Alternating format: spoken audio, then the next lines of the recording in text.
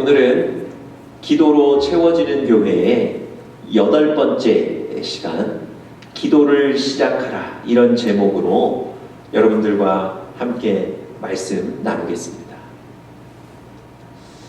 지난 주일에 제가 기도에 관한 책을 읽으면서 굉장히 마음이 부담스럽고 불편했습니다. 왜냐하면 그 책에 나와 있는 한 구절 때문에 그랬습니다. 이런 구절이었습니다. 영적으로 바른 목회자는 자신만 기도하는 것이 아니고 성도들을 기도하게 만들어야 한다. 그러면 기도하는 목회자가 되는 것도 중요하지만 기도하는 교회, 기도하는 성도를 만드는 일이 더더욱 중요하다는 얘기입니다. 여러분, 제가 우리 은혜교회 리더로 이 자리에 서 있는데요, 제가 영적으로 바른 목사가 되느냐 잘못된 목사가 되느냐는 여러분의 손에 달린 겁니다. 여러분이 기도를 하시면 제가 바른 목회자가 되는 거고, 여러분들이 같이 기도하지 않으시면 제가 뭔가 아직도 부족한 목자가 되는 겁니다. 제가 지금 은근히 여러분들에게 지금 기도하셔야 된다고 제가 지금 강조하는 겁니다. 여러분, 우리 은혜교회가 기도하는 교회가 되기를 간절히 바랍니다. 우리 은혜교회 안에 있는 한 분 한 분이 기도하는 성도들이 되기를 간절히 축복합니다.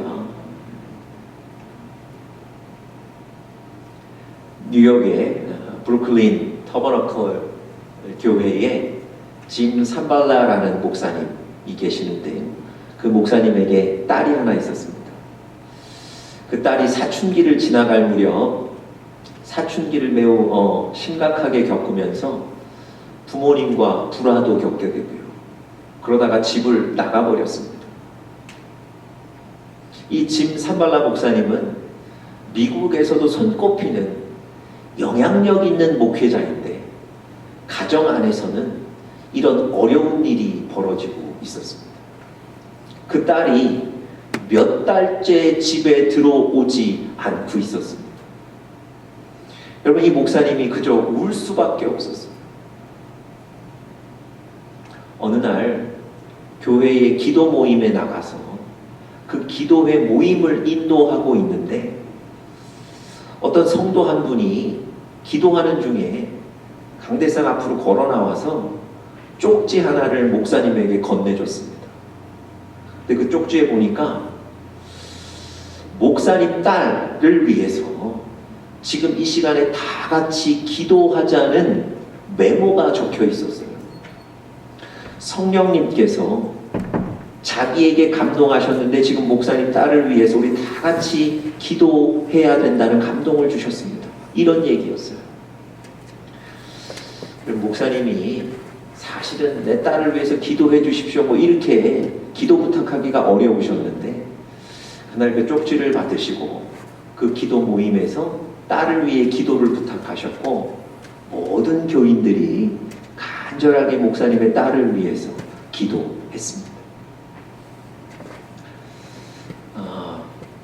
그 다음 날이요, 이 짐 삼발라 목사님이 면도를 하고 있는데 집 밖에 그 딸이 와 있더랍니다.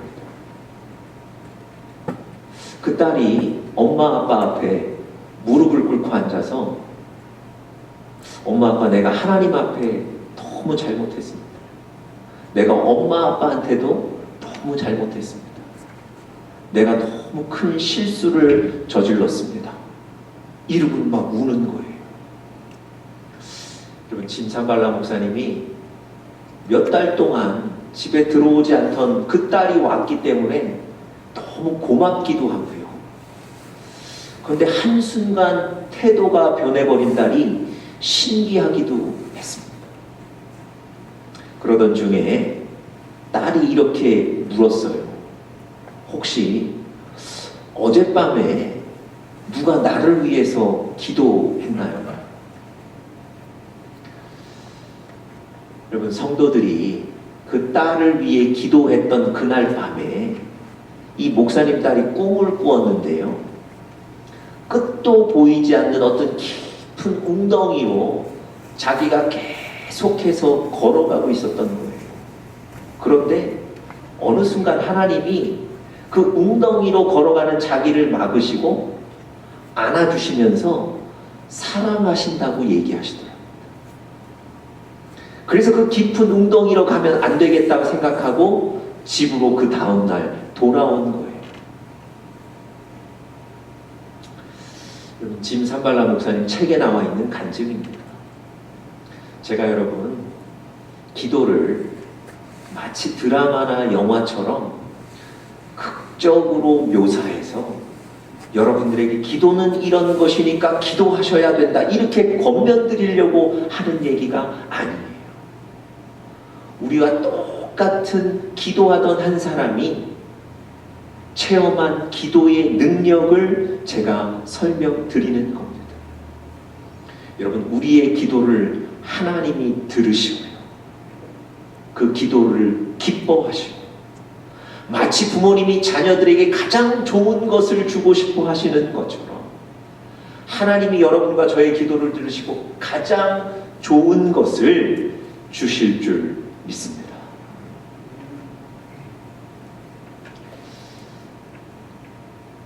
여러분, 오늘 본문에도요, 성도들이 기도했을 때 하나님께서 목사님 딸을 도와주셨던 것처럼 오늘 본문에도 하나님께서 기도를 들으시고 하나님께서 응답하신 아주 극적인 사건이 오늘 본문에 소개되어 있습니다. 베드로가 잡혀서 옥에 갇혔는데요. 그때 초대교회의 성도들, 베드로의 동료들이 간절히 기도하기 시작했고요. 그들이 기도했을 때 베드로를 묶고 있었던 쇠사슬이 풀어지고요. 베드로를 감시하고 있었던 군사들의 눈을 멀게 하시고 하나님이 옥의 문을 여셔서 베드로를 구원해 주신 사건이 오늘 본문에 기록되어 있습니다. 하나님이 기도를 들으시고 베드로를 구원해 내셨습니다. 베드로를 구한 것은 그들의 기도였습니다. 여러분, 베드로를 구한 그 기도에서 우리가 오늘 어떤 교훈들을 얻을 수 있는지를 좀 살펴보면서 다시 한번 기도에 대한 열심과 열정들이 회복되실 수 있기를 간절히 바랍니다. 첫 번째로요, 기도를 시작해야 한다는 것입니다. 기도를 시작해야 합니다. 1절에서 3절에 보시면 헤롯 왕이 갑자기 베드로를 잡아서 옥에 가두었다는 얘기가 나와 있습니다. 여러분, 왜 헤롯 왕이 갑자기 베드로를 옥에 가두었을까요? 여러분, 이 헤롯은요, 이스라엘을 통치하기 위해서 친유대교 정책을 폈던 사람입니다. 유대인들의 환심을 사서 그들의 지지를 얻어야 이스라엘을 다스리는 데 도움이 되지 않겠습니까? 이 유대인들이 반감을 가지고 있는 예수와 그 예수의 교회를 핍박하면 유대인들이 좋아할 것이고, 그리고 유대인들의 환심을 살 수 있다고 생각했어요. 그래서 오늘 본문에 보시면 헤롯 왕이 예수님의 제자 중 한 사람인 야고보를 잡아서 죽였습니다. 여러분, 유대인들이 어떤 반응을 보였을까요? 여러분, 3절 한번 보십시오. 유대인들이 이 일을 기뻐하는 것을 보고, 여러분, 헤롯이 예수님의 제자 중 한 사람인 야고보를 잡아서 죽이니까 유대인들이 그것을 보고 너무 기뻐하더라는 거예요. 다시 말씀드리면 헤롯의 정책을 지지한다는 얘기죠. 여러분, 자기의 의도가 적중한 거예요. 그래서 이 헤롯이 그 다음 계획을 진행하는데 그 다음 계획이 뭐였습니까? 3절 그 다음 보시면 베드로도 잡으려 할세 이렇게 기록되어 있어요. 사도 중에 으뜸이었던 사도, 그리고 예수님의 제자 중 수제자였던 베드로를 잡아서 야고보처럼 처단하면 유대인들의 완전한 지지를 얻게 될 것이라고 생각했던 겁니다. 그래서 베드로를 잡아다가 옥에 가둔 거예요. 그런데 마침 이때가 무교절 기간이었기 때문에 이때 그를 죽일 수가 없어서 유월절이 끝나면 베드로를 유대인들 앞에 끌어내야 되겠다 이렇게 계획을 세우고 며칠간 기다리는 중입니다. 여러분, 기다리는 기간 동안에 베드로가 있는 그 감옥을요 16명의 군사가 지키도록 시킵니다. 여러분, 베드로를 반드시 유대인 앞에 끌어내서 처단하겠다는 헤롯의 강력한 의지 아니겠습니까? 여러분, 제가 지금 베드로가 옥에 갇히게 된 배경을 길게 설명드리는 이유는요, 베드로가 지금 죽을 위기에 처해 있다는 것을 설명드리기 위해서입니다. 여러분, 베드로가 그 감옥에서 죽게 될 위기에 빠진 거예요. 그런 때에 초대교회의 교인들이 어떻게 반응하고 있습니까? 자, 우리 5절 한번 보시겠습니까? 5절 같이 한번 읽어보겠습니다. 시작. 이에 베드로는 옥에 갇혔고 교회는 그를 위하여 간절히 하나님께 기도하더라. 여러분, 초대교회 교인들이요 기도를 시작한 거예요. 문제와 사건이 생겼을 때 기도하기 시작한 겁니다. 근심되고 걱정되고 불안한 상황 속에서 다른 것에 마음을 빼앗기고 관심을 빼앗길 수 있는데 그러지 않고요, 오직 하나님만 바라보며 기도하기를 시작한 거예요. 여러분, 문제와 사건은요 우리에게 기도할 때가 되었다는 것을 알려주시는 하나님의 사인입니다. 물론 여러분, 문제와 사건이 있을 때만 기도해야 된다는 의미는 전혀 아닙니다. 그렇지만 문제와 사건이 여러분과 저를 기도의 자리로 이끌고 나가는 거예요. 문제와 사건 속에 우리의 관심, 우리의 마음을 다른 곳에 빼앗기지 않고 오직 하나님 바라보며 기도를 시작하는 것, 이것이 바로 하나님이 원하시는 거예요.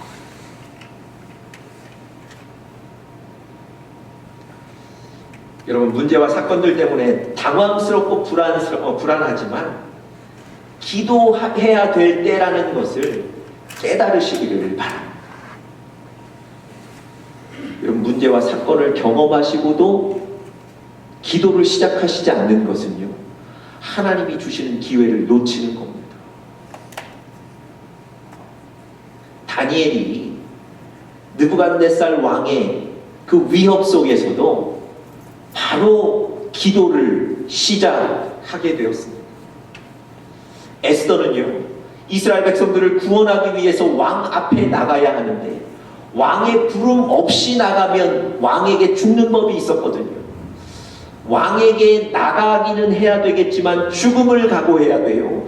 그 순간에 에스더는 금식하며 기도하기를 시작했던 겁니다.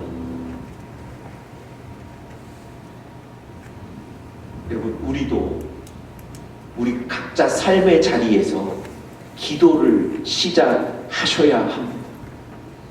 베드로가 감옥에서 탈출한 이 기적은요 초대교회의 교인들의 기도의 시작에서 비롯된 겁니다.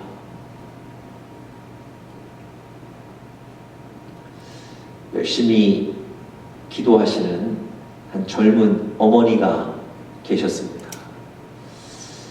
본인이 기도하실 뿐만 아니라 어린 자녀를 늘 기도 시간에 교회에 데리고 나오셔서 그 기도를 배우게 하고 또 직접 기도하게 시키셨어요. 여러분, 어린 아이들이니까 졸리다고 엄마 무릎을 베고 눕기도 합니다. 그리고 어느 때는 그 긴 기도의 시간이 지루해서 왔다 갔다 하기도 하죠. 그럼에도 불구하고 이 어머니가 자녀들을 기도의 시간마다 데리고 나오셔서 같이 기도를 보고 기도를 배우게 만드셨어요. 그 당시 저는 젊은 청년 때였는데요. 그 모습이 매우 감동적이더라고요. 시간이 한참 지났습니다. 그 집에 아이가 많이 컸고요. 미국에 와서 공부를 하게 됐습니다. 어느 대학에 입학을 위해서 면접을 해야 되는데 이 아이 혼자 비행기를 타고 그 대학에 가게 됐습니다. 그런데 공항에 갔는데 말이죠. 비행기가 연착이 된 거예요. 그런데 일정을 맞출 수가 없게 되는 거예요. 면접할 시간까지 그곳에 갈 수가 없게 된 겁니다. 여러분 한번 생각해 보세요. 아직 대학도 가지 않은 어린 아이가 자기 나라도 아니고 미국의 한 공항에서 매우 당황스러운 사건을 만난 겁니다. 얼마나 당황했겠습니까? 여러분, 이 아이가 그 공항에서 어떻게 했을까요? 여러분, 그 순간에 전화가 있는 곳으로 달려가서 한국에 있는 어머니께 수신자 부담 전화를 걸었습니다. 그리고 어머니에게 지금 자기가 처해 있는 상황을 설명하고 엄마는 지금부터 한국에서 기도해 주십시오. 그리고 나는 여기서 기도하겠습니다. 여러분, 이 어린아이가 그 당황스러운 순간에 기도하기를 시작합니다. 여러분, 제가 오래전에 이 얘기를 들었는데요. 그 다음 얘기는 제가 궁금하지 않더라고요. 왜냐하면 이 어린아이가 그 당황스러운 순간에도 불구하고 기도를 시작했다는 것, 그것이 너무 감동스러운 거예요. 여러분, 무엇이 이 하나님을 이것보다 더 기쁘게 만들어 드릴 수 있겠습니까? 여러분과 저도요, 지금 우리의 삶의 현장에서 기도를 시작하셔야 합니다. 그런 여러분들 되시기를 간절히 축복합니다. 두 번째로요, 기도하되 간절히 기도해야 합니다. 간절히 기도해야 합니다.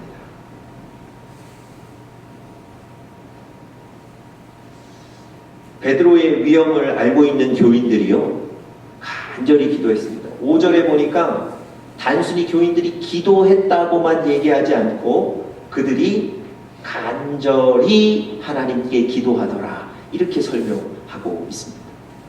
여러분, 교인들도요, 베드로가 이 감옥에서 나오지 못하면 헤롯의 손에 죽을 수 있다는 사실을 잘 알고 있습니다. 그랬기 때문에 그들의 기도는 간절하지 않을 수 없는 거예요.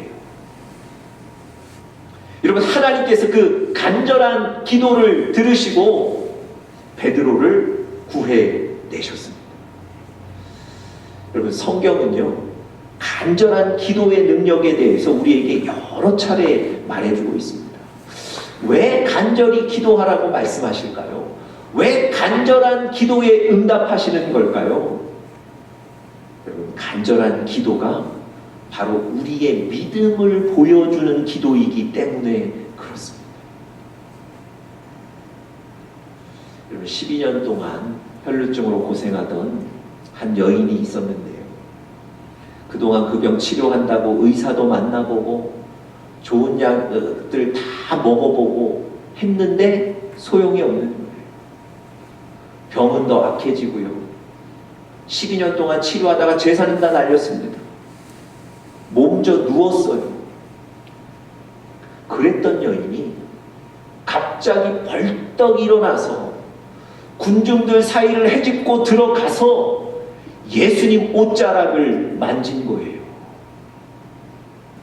여러분, 병은 더 중해지고 재산은 다 잃고 소망 잃은 그 여인, 그래서 누워있는 그 여인이 어떻게 벌떡 일어나서 예수님께 나가게 됐을까요? 아니, 아예 힘을 잃어 누워있던 그 여인이 어디서 힘이 나서 군중들 사이를 헤집고 뚫고 들어갈 수 있었을까요? 간절함 때문에 그래요. 내가 어떤 의사를 만나도 치료할 수 없었고 좋다는 약 다 먹어봐도 소용이 없었는데 하나님의 아들 예수 그리스도만 나의 이 질병을 치유할 수 있기 때문에 내가 저 예수님을 만나야 한다는 그 간절함이 있었기 때문에 누워있던 그 여인이, 소망 없던 그 여인이 벌떡 일어나 예수님께 나가게 된 겁니다.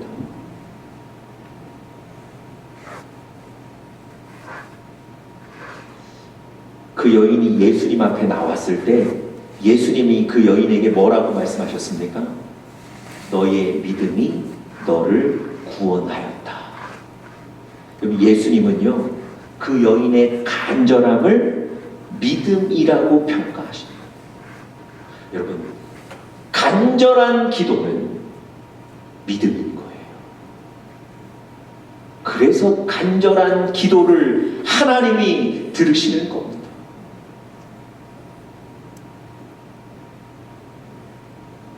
하나님의 아들이신 예수 그리스도만이 나의 문제를 해결하실 수 있고 나의 병을 치료하실 수 있고, 그래서 내가 어떻게 해서든 그분을 만나야 되겠다는 이 간절함이 믿음인 거예요.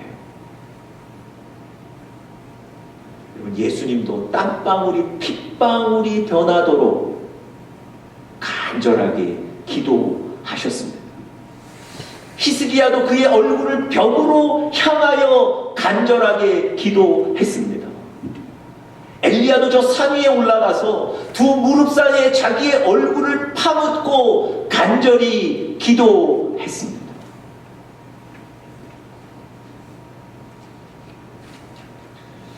여러분은 간절히 기도하고 계신가요?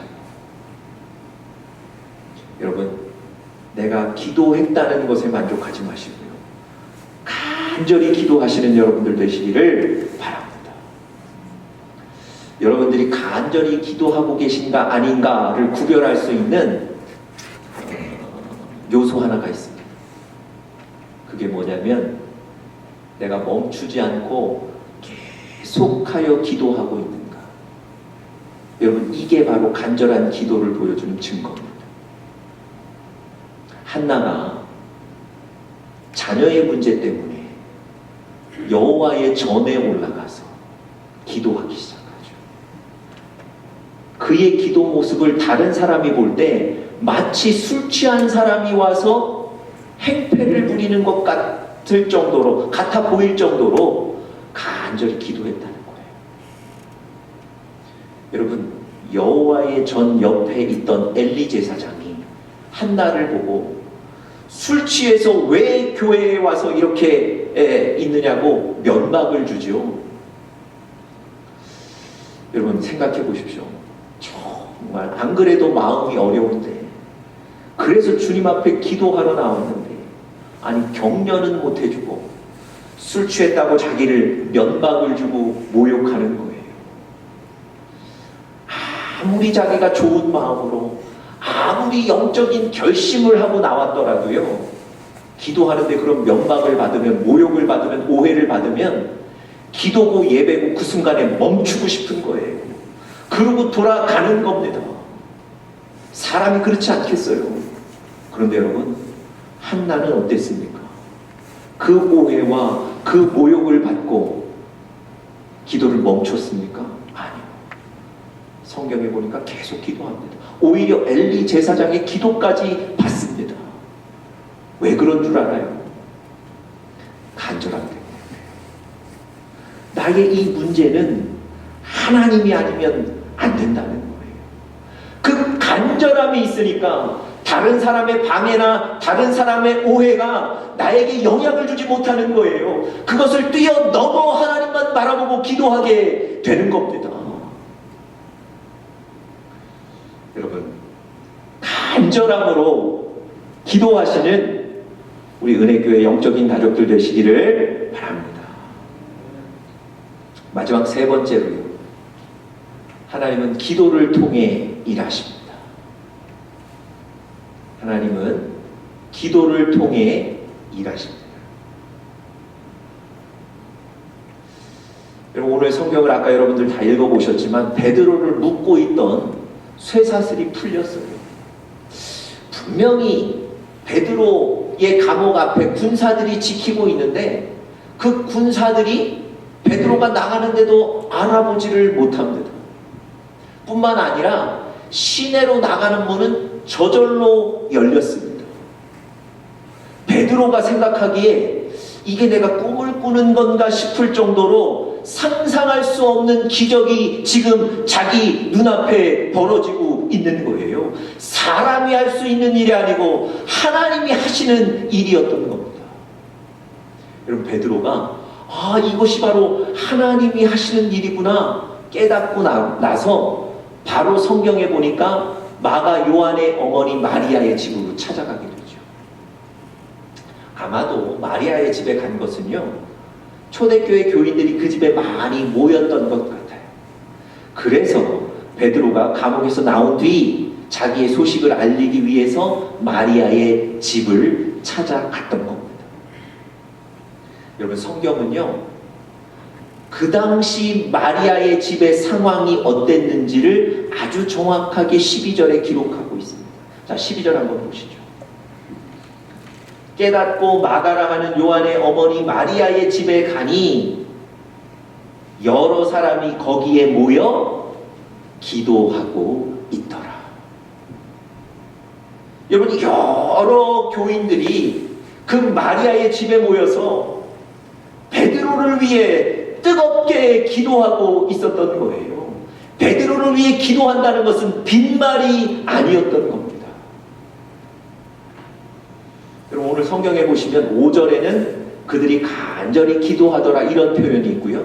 12절에 보시면 마침 베드로가 갔을 때 그들이 기도하고 있더라. 이런 기도의 모습들을 계속해서 이 사건과 함께 기록하고 있습니다. 그 의도가 뭐겠습니까? 이 베드로의 감옥 탈출 기적 사건은 바로 이 기도를 통해서 이루어졌다는 것을 보여주는 겁니다. 하나님이 기도를 통해서 일하셨다는 것을 오늘 여러분과 저에게 말씀해 주시는 거예요. 여러분, 전능하신 하나님은 언제든지 일하십니다. 그런데 여러분과 저의 그 간절한 기도를 통해서 일하신다는 것 꼭 기억하시기 바랍니다. 우리가 기도할 때 하나님은 일하시는 줄 믿습니다. 지난주에 제가 엘리야가 예배하고 기도할 때 하나님이 하늘에서 불을 내려주셨다 이 말씀을 드렸어요. 여러분, 구약 성경에 보시면 그와 비슷한 사건이 또 있습니다. 북이스라엘이 남유다와 연합해서 모압을 공격하기 위해서 에돔 광야를 지나가고 있었습니다. 그런데 에돔 광야를 지나가는 7일째 되던 날, 그날부터 모든 물이 끊어진 거예요. 준비해간 물도 끊어지고 그 에돔 광야가 워낙에 가물고 메말라 있는 곳이기 때문에 그곳에도 물이 없었던 거예요. 군사들이 이렇게 얘기합니다. 우리가 싸우기도 전에 이곳에서 다 죽게 되었다. 여러분, 단순히 물이 좀 없는 게 아니고요, 죽게 된 상황이 된 거예요. 그때 엘리사 선지자를 찾아가서 엘리사 선지자에게 기도해달라고 부탁합니다. 엘리사 선지자가 그들을 위해서 기도하고 하나님이 주신 음성을 이렇게 전달해요. 야, 그 에돔 골짜기에 개천을 파라는 거예요. 그러면 하나님이 그 개천에 물이 흘러 넘치게 하셔서 너희로 하여금 마시게 하실 것이다. 여러분, 그 개천이나 도랑은 왜 파는 거죠? 물이 흘러 넘칠 때 파는 거 아닙니까? 그래서 물의 수로를 만드는 거죠. 물이 좀 저장되도록 만드는 거 아닙니까? 아니, 지금 에돔 골짜기는요, 물이 한 방울도 없다니까요. 그런데 하나님이 그곳에 개천을 파라는 거예요. 도랑을 파라는 거예요. 여러분, 너무 고마운 약속이기는 한데 동시에 정말 그럴까? 믿기 어려운 약속이기도 하다는 거예요. 그런데 열왕기하 3장에 보시면 실제로 하나님께서 그 도랑에 물이 흘러 넘치도록 물을 공급하셔서 이스라엘과 유다가 그 물을 마시게 하셨습니다. 여러분, 어떻게 이런 일이 일어났을까요? 언제 이런 일이 일어났을까요? 여러분, 열왕기하 3장 20절에 보시면 아주 정확하게 그때를 기록하고 있습니다. 우리 같이 한번 읽어보겠습니다. 시작. 아침이 되어 소재 드릴 때에 물이 에돔 쪽에서부터 흘러와 그 땅에 가득하였더라. 언제 그랬다고요? 아침이 되어 소재 드릴 때. 여러분, 아침이 되어 하나님 앞에 예배하고 기도 드리는 그 시간에 하나님께서 그 마른 땅 에돔 골짜기에 물이 흘러 넘치게 하신 거예요. 여러분, 우리가 생각하는 것보다 기도는 훨씬 강력한 것입니다. 우리의 기도를 통해서 전능하신 하나님이 역사하시는 거예요. 여러분과 저의 삶의 자리에서 기도를 시작하시는 귀한 여러분들 되시기를 간절히 축복합니다.